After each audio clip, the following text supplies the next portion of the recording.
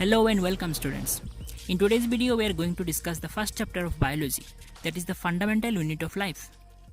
Students, first we are going to observe some structures. Observe the structure of a tower. Observe the structure of a building. What do you observe? They look very different from each other. They have different shapes and different sizes. But do they have any common properties? Yes, they have. They all are made up of bricks. Though they appear in their sizes, though they appear in their shapes, yet they have something common. And the common thing is that they all are made up of bricks. Here, the bricks are the basic building blocks.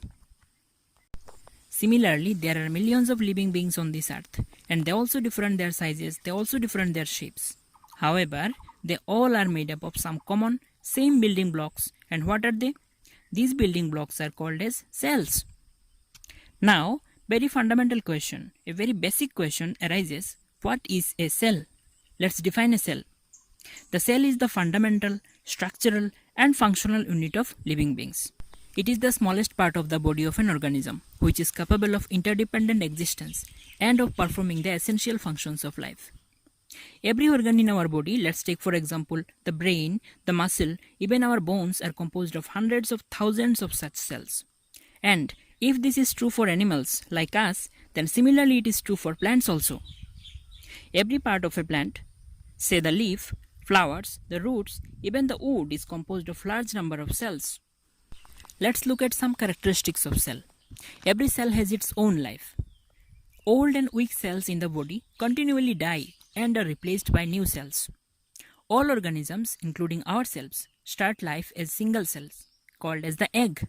Students, you, me, every living organisms begin their life with a single cell, and that single cell of the life is called as egg, which takes place or occurs in the body of the mother.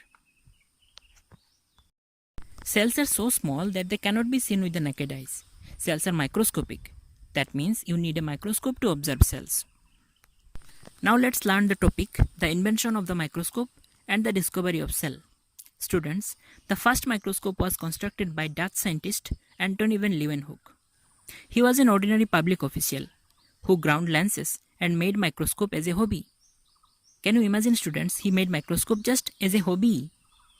Now come to a very important name in the discovery of cell, Robert Hooke. Students, Robert Hooke, an English scientist, developed a microscope by using two lenses for achieving greater magnification.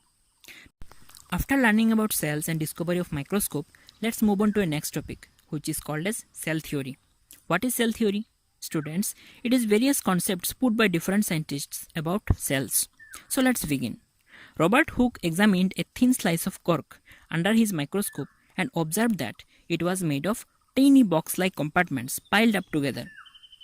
This reminded him of the rooms or cells of monks in a monastery, and so he said that the cork was made up of cells. And thus, the cells were discovered, students.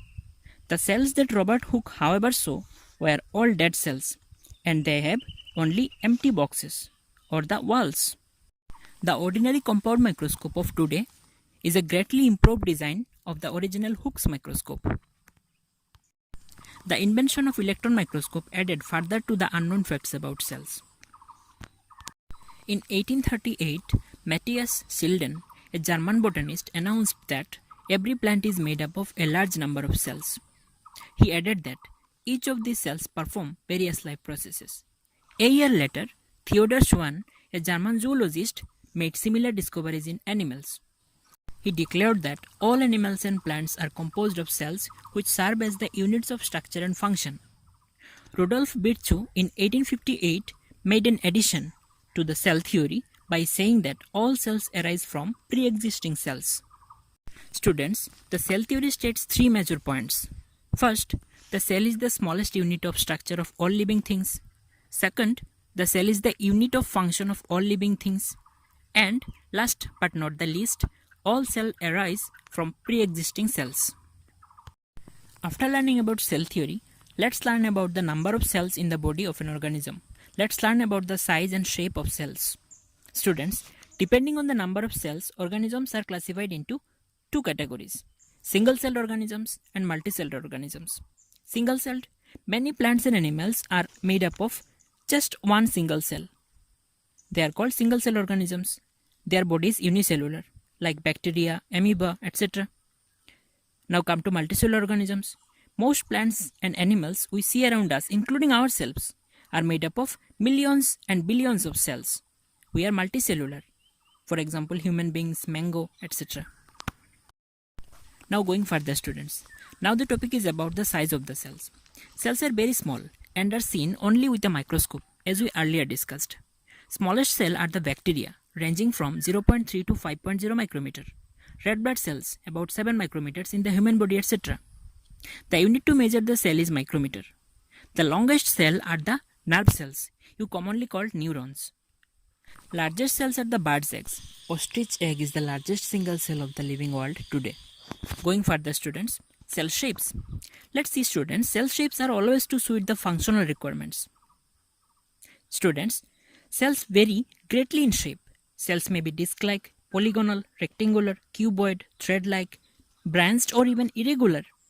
As you can see here in all these examples, the shapes are often related to the different functions they perform. For example, nerve cells are long to conduct impulses from distant parts of the body to the brain and vice versa. Guard cells of the stomatal pore in the lips are bean-shaped to open and close the pore. With this, we covered the first part of the chapter. Later, we'll study the various cell organelles, their structure and functions. Thank you. Take care.